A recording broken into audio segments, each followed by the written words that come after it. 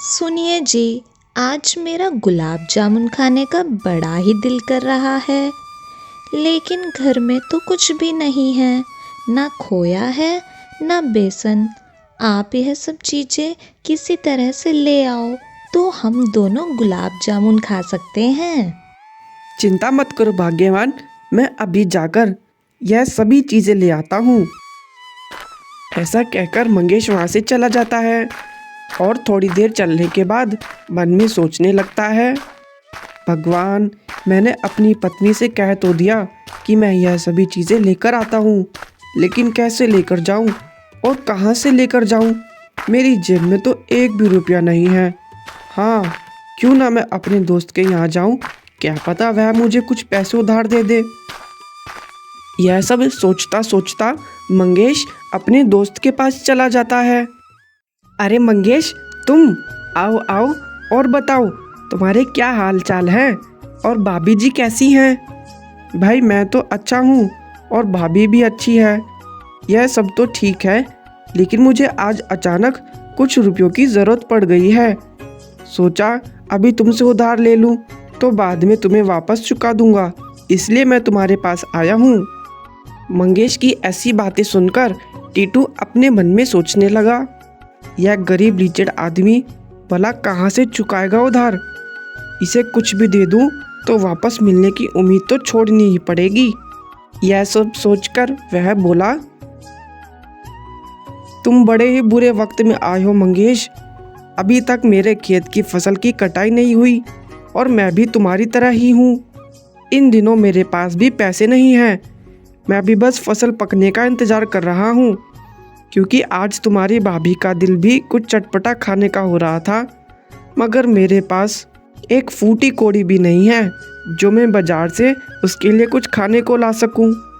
अरे भाई, मुझे माफ़ करना, मुझे नहीं पता था कि अभी तुम्हारी हालत भी ऐसी है। मैंने यहाँ आकर फालतू ही तुम्हें तकलीफ़ दी, मुझे माफ़ कर देना। तभी अंदर से टीटू की पत्नी की आवाज़ आई, अरे सुनिए, भटूरे बनकर तैयार हैं, ठंडे होने से पहले खा लीजिए।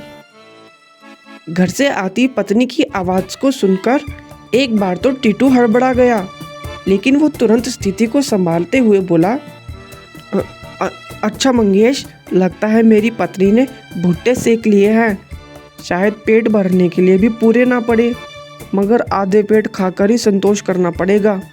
क्या करें, मजबूरी है भाई। हाँ भाई, एक दिन अपने भी अच्छे दिन आएंगे। ठीक है, चलो तुम भुट्टे खाओ, वरना वो ठंडे हो जाएंगे। मैं चलता हूँ। ऐसा कहकर मंगेश वहाँ से चला जाता है और वहाँ से थोड़ा आगे जाने के बाद वह अपने मन में सोचता है, टीटू मुझे कुछ भी देना नहीं चाहता था, इसलिए कुछ ना होने का वह दिखावा कर रहा था। उसके घर से भटूरों की खुशबू आ रही थी, जरूर उसकी पत्नी ने छोले भटूरे बनाए थे।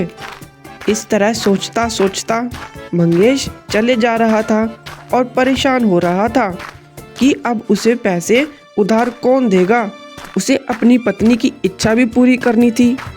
फिर चलते चलते उसकी नज़र एक हवेली पर पड़ती है, जिस पर बहुत ही अच्छी सजावट हो रखी थी। पास से गुजर रहे आदमी को रोककर मंगेश ने उससे पूछा, क्यों भाई, यह किसका घर है और आज यहाँ इतनी सजावट क्यों हो रखी है? अरे तुम्हें नहीं पता, यह इस नगर के ठाकुर साहब की हवेली है। उनके यहाँ उनके लड़के के बेटी हुई है, इसलिए वह भंडारा कर रहे हैं और घर में सुख शांति के लिए पूजा का आयोजन रखा है। पिछले 7 दिनों से पूजा पाठ हो रही है। कल पूजा पाठ खत्म हो जाएगी और कल पूरे गांव की दावत है।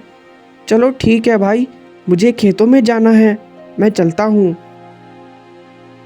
यहाँ भंडारा तो कल है, लेकिन मेरी पत्नी की इच्छा तो आज गुलाब जामुन खाने की है।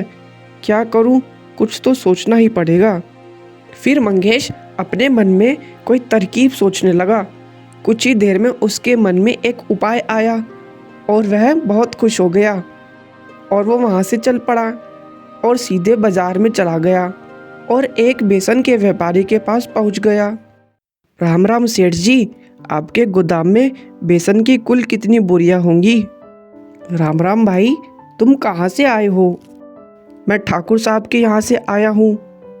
ठाकुर साहब के लड़के की बेटी हुई है, इसलिए कल वह गांव में भंडारे का आयोजन करना चाहते हैं। अच्छा, ठाकुर साहब के लड़के की बेटी हुई है। हमारी तरफ से ठाकुर साहब को बधाई बोलना। और हाँ, कितने बोरी बेसन चाहिए ठाकुर साहब को?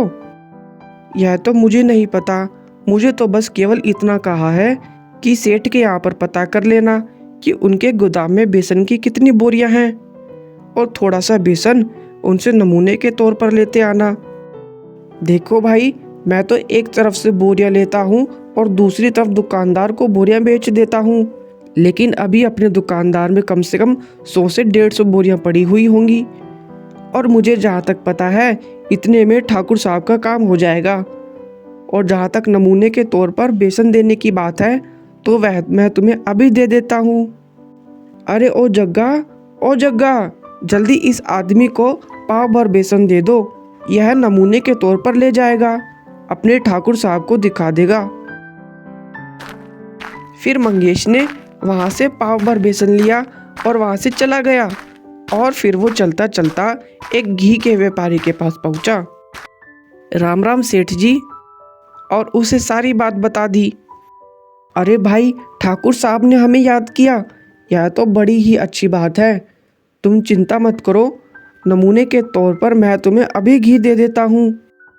फिर व्यापारी ने नमूने के तौर पर मंगेश को एक केतली में घी दे दिया। मंगेश बड़ा ही खुश होकर घी लेकर वहाँ से चला जाता है, और चलते चलते वह एक चीनी के व्यापारी के पास पहुँच गया और उसे भी यही बोला कि उसे गांव के ठाकुर ने भेजा है और नमूने के तौर पर थोड़ी सी चीनी चाहिए। तो व्यापारी ने उसे चीनी देते हुए कहा, यह लो भाई, तुम यह चीनी, और यह चीनी बड़ी ही अच्छी है, और जल्दी से जाओ ठाकुर साहब के पास और जल्दी वापस आना और बताना कि कितनी बोरियां चीनी भिजवानी है। मंगेश चीनी लेकर वहाँ से चलता बना। अब गुलाब जामुन बनाने का सारा सामान उसके पास इकट्ठा हो चुका था, और शाम होने तक वह अपने घर पहुँच जाता है और अपनी पत्नी को सारा सामान दे देता है। अरे, आप तो सारा सामान ले आए। मैं तो सोच रही थी कि मेरे मन की बात मेरे मन में ही रह जाएगी, लेकिन आप तो सारा सामान ले आए। चलिए, अब मैं जल्दी से गुलाब जामुन बना देती हूँ और आप हाथ मुंह धो लीजिए। फिर सुषमा ने कुछ ही देर में गुलाब जामुन बनाकर तैयार कर दिए। संयोग की बात है कि उसी दिन रात को इस राजा के राजा चक्रवीर सिंह भेष बदलकर उस राज्य में घूम रहे थे, तो वो चलते चलते मंगेश की झोपड़ी के बाहर आ जाते हैं। तभी उन्हें आवाज आती है, सुनो भाग्यवान, तुमने गुलाब जामुन तो तैयार कर दिए हैं, लेकिन हम इनको अभी नहीं खाएंगे। क्यों जी, आप ऐसा क्यों बोल रहे हो? गुलाब जामुन अब नहीं खाएंगे तो कब खाएंगे? अरे मेरा दोस्त वो टीटू है ना, तुम्हारी इच्छा पूरी करने के लिए मैं उससे कुछ पैसे उधार लेने गया था, तो उसने पैसे देने से मना कर दिया था। अगर वह यहाँ आ गया और उसने हमें गुलाब जामुन खाते हुए देख लिया तो उसको शक हो जाएगा कि जरूर मैंने कहीं चोरी की है और उन पैसों से मैं ये गुलाब जामुन खरीद कर लाया हूँ। हे भगवान, फिर तो मैं घर में एक भी लाइट नहीं जलाऊंगी। फिर दोनों पति पत्नी ने ऐसा ही किया। दोनों अंधेरे में गुलाब जामुन खाने लगे, और उसी समय राजा चक्रवीर सिंह भी उस झोपड़ी के अंदर आ गए और उनके साथ बैठकर गुलाब जामुन खाने लगे। और दोनों पति पत्नी इस बात से अनजान थे कि कोई तीसरा आदमी भी उनके साथ बैठकर गुलाब जामुन खा रहा है। राजा के गुलाब जामुन खाने से गुलाब जामुन जल्दी ही खत्म हो जाते हैं। अरे भाग्यवान, अपने गुलाब जामुन इतनी जल्दी कैसे खत्म हो गए? सुषमा ने तुरंत लाइट जलाई तो मंगेश ने देखा कि वहां पर तीसरा व्यक्ति भी मौजूद था, जिसे देखकर वो पति पत्नी हैरान हो जाते हैं। अरे भाई, तुम कौन हो? मैं तुम्हारा मेहमान हूँ। गुलाब जामुन बहुत ही अच्छे बने थे। लो, इस खुशी में यह सोने के सिक्के मेरी तरफ से उपहार समझ कर ले लो। नहीं नहीं भाई, तुमने खुद ही कह दिया कि तुम हमारे मेहमान हो और मेहमान को कुछ खिलाने के लिए कीमत नहीं लेते। बस दुख इस बात का है कि तुमने गुलाब जामुन चुपचाप खा लिए। वह गुलाब जामुन मेरी पत्नी के लिए कम पड़ गए। मैं बड़ी ही मुश्किल से अपनी पत्नी के लिए गुलाब जामुन बनाने का सामान इकट्ठा करके लाया था। मंगेश की बात सुनकर राजा को थोड़ा आश्चर्य हुआ। अच्छा, तो तुम यह बताओ कि तुम यह सामान किस प्रकार लेकर आए थे? फिर मंगेश ने बिना झूठ बोले सारी बात उस राजा को बता दी कि कैसे उसने बेसन और चीनी का इंतजाम किया था और अब वह सारा सामान भी खत्म हो चुका है, इसलिए और गुलाब जामुन नहीं बनाए जा सकते। ओह, तो ऐसी बात है। मुझे माफ़ करना मेरे मित्र, मजाक में ही तुम पति पत्नी की इच्छा की पूर्ति में मैं बाधा बन गया। अब तुम मुझसे मुद्रा भी लेने को तैयार नहीं हो, लेकिन मैंने तुम्हें मित्र कहा है, इसलिए तुम मेरी एक बात मानो। कल सुबह तुम चक्रवीर सिंह राजा के दरबार में आना, अवश्य ही वह तुम्हारी कोई ना कोई सहायता जरूर करेंगे। ऐसा कहकर राजा चक्रवीर सिंह वहां से चले गए। महल में आकर उन्होंने अपने राजवस्त्र पहने और अपने मंत्री से बोले, कल एक गरीब आदमी महल में आएगा जिसका नाम मंगेश है। उसे बिना किसी रोक टोक के और सम्मान के साथ मेरे सामने प्रस्तुत किया जाए। जो आज्ञा महाराज।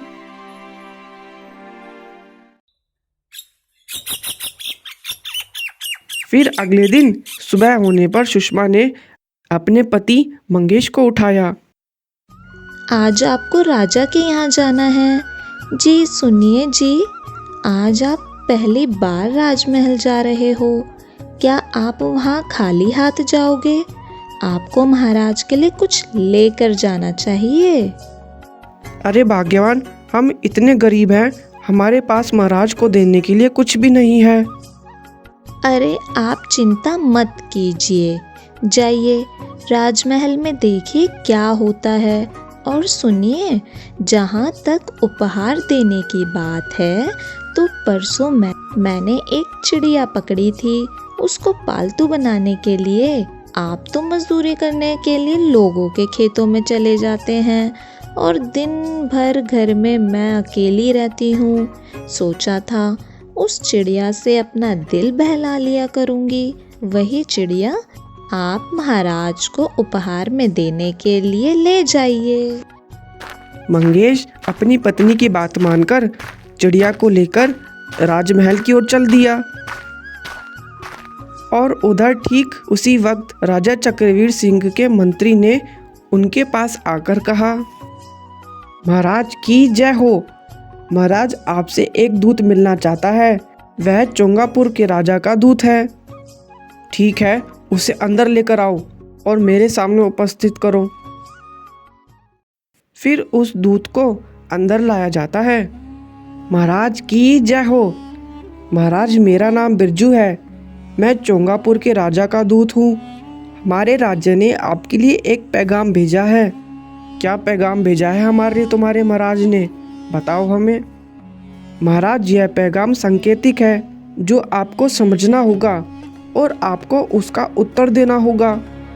यह कहकर उस राजदूत ने फर्श पर एक गोल घेरा बना दिया और उसके चारों तरफ कुछ प्यादे रख दिए।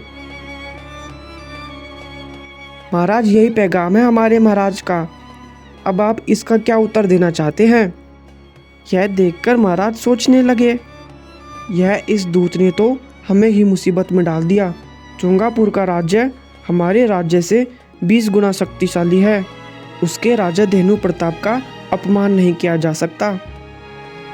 राजा की समझ में इस पैगाम का कोई उत्तर नहीं आ रहा था, तो उन्होंने अपने मंत्री से कहा, मंत्री जी बताएं इस पैगाम का क्या अर्थ है। परंतु मंत्री जी भी इसका जवाब देने में असमर्थ थे। पूरे राज दरबार में बहका माहौल पैदा हो गया और महामंत्री ने राजा से क्षमा मांगते हुए कहा, महाराज मुझे माफ़ कीजिए, पर चोंगापुर के राजा का यह पैगाम मेरी समझ से बाहर है। मंत्री जी की यह सब बातें सुनकर राजा भी बहुत चिंतित हो गए। लेकिन तभी राज दरबार में मंगेश आया और उसने महाराज को देखकर उन्हें प्रणाम किया। उन्हें देखते ही मंगेश तुरंत समझ गया कि यह तो वही व्यक्ति है जो रात को उसके घर आया था। और राजा चक्रवीर सिंह ने भी मंगेश को पहचान लिया था। वो मंगेश को देखकर बड़े ही खुश हुए। आओ मित्र, तुम्हारे राज दरबार में आने की बात तो हम बिल्कुल भूल ही गए थे, इसलिए तुम्हारे स्वागत का कोई प्रबंध नहीं कर पाए। महाराज, मैं तो आपका सेवक हूँ और मैं तो आपके दर्शन के लिए आया था। मेरे लिए तो यही बहुत बड़ी बात है कि आपने मुझे पहचान लिया। मैं क्षमा चाहता हूँ, कल मैंने आपको नहीं पहचाना था, इसलिए जाने अनजाने में मुझसे कोई भूल हो गई हो तो नासमझ समझकर आप मुझे क्षमा कर दीजिएगा। अरे इसमें माफ़ी की क्या बात है, बल्कि माफ़ी तो हमें मांगनी चाहिए कि एक राजा होते हुए भी हम तुम्हारी पत्नी की इच्छा में बाधा बन गए। राजा और मंगेश की बातों को कोई भी दरबार में समझ नहीं पा रहा था। कुछ देर बातें करने के बाद मंगेश राजा चक्रवीर सिंह के चेहरे को देखकर समझ गया कि महाराज किसी परेशानी में हैं। महाराज मुझे क्षमा कीजिए, लेकिन आपको देखकर ऐसा प्रतीत होता है कि आप किसी परेशानी में हैं। यदि आप चाहें तो मुझे अपनी परेशानी बता सकते हैं। फिर राजा चक्रवीर सिंह एक क्षण सोचकर मंगेश को अपनी परेशानी के बारे में बता देते हैं। अच्छा तो महाराज, चोंगापुर के राजा के इस पैगाम ने आपको परेशान कर रखा है। यदि आप मुझे आज्ञा दे तो मैं इस पैगाम का उत्तर दे दूं। मंगेश, अगर तुम ऐसा कर पाए तो तुम्हारा हमारे ऊपर बहुत बड़ा उपकार होगा। फिर मंगेश ने अपनी चिड़िया को उस घेरे के बीच में छोड़ दिया और चिड़िया एक क्षण के लिए रुकी और फिर उसने सारे प्यादे एक एक करके ज़मीन पे गिराने चालू कर दिए और उसने सारे प्यादे गिरा दिए। यह देखकर चोंगापुर से आए राजदूत ने महाराज से कहा, धन्यवाद महाराज, मुझे आपके पैगाम का उत्तर मिल गया। अब मैं यहाँ से चलता हूँ। दूत के जाने के बाद महाराज ने मंगेश से पूछा, एक बात बताओ मंगेश, यह चिड़िया तुम किसके लिए लेकर आए थे? महाराज, मैं इस चिड़िया को आपको उपहार देने के लिए लाया था, किंतु मुझे खुशी है कि यह चिड़िया आपकी परेशानी को हल करने का एक माध्यम बन सकी। और बात असल में यही थी कि मैं पहली बार आपके दर्शन के लिए राज दरबार में आया था, इसलिए मेरी पत्नी ने मुझे कहा कि खाली हाथ महाराज के दर्शन करना ठीक नहीं, कुछ न कुछ भेंट उन्हें अवश्य देनी चाहिए। तो यह चिड़िया मैं उपहार के रूप में आपके पास ले आया। मैं तुम्हारा यह उपहार स्वीकार करता हूँ, लेकिन पर एक बात बताओ, तुमने चोंगापुर के राजा के पैगाम का क्या अर्थ लगाया और तुमने उसका क्या उत्तर दिया? महाराज, बहुत ही मामूली सी बात है। चोंगापुर के राजा ने गोल घेरे को आपका राज्य मानकर प्यादों को फैलाकर अपनी सेना द्वारा आपके राज्य को चारों ओर से घेर लेने का संदेश भेजा था और राज्य पर आक्रमण करने का इरादा रखते थे। मैंने चिड़िया को गोल घेरे में छोड़ दिया तो उसने सारे प्यादे जमीन पर पटक दिए और उन्हें यह संदेश दिया कि हमारी सेना इतनी बुलंद है कि वह आपकी सेना को इन प्यादों की तरह साफ कर देगी। क्या बात है मंगेश, तुमने क्या जवाब दिया है? तुम्हारा यह उत्तर मुझे बहुत ही पसंद आया। मैं आज ही तुम्हें अपना सलाहकार नियुक्त करता हूँ और मंत्री जी, मंगेश के रहने के लिए एक बड़ा ही सुंदर भवन तैयार कराया जाए। उस दिन के बाद से मंगेश राजा का सलाहकार बनकर अपना जीवन खुशी खुशी बिताने लगा। इस प्रकार की मज़ेदार कहानियों को सुनने के लिए हमारे चैनल अक्कू टोन को सब्सक्राइब करना ना भूलें।